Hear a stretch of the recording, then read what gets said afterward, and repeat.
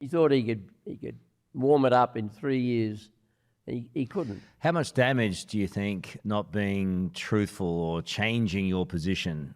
How difficult is that for the electorate to accept? Well, I think the electorate still discounts, marks people down if they lie. I think if you change your position on something and you explain why, and you haven't, as it were, been elected on the strength of the first position, it's different.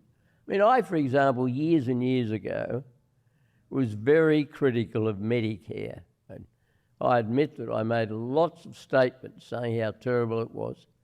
And then I realised after the 93 election, when Paul Keating defeated John Hewson, I thought one of the big reasons for that outcome was not the tax policy, it was rather the fear people had that we would get rid of Medicare. People want Medicare. It gave them insurance, particularly women, young women with children. And I said to my colleagues, look, long after I came back as leader, I said, we've got to change our position. And I announced that. I said, we're going to accept it. And people accepted that, and that's different.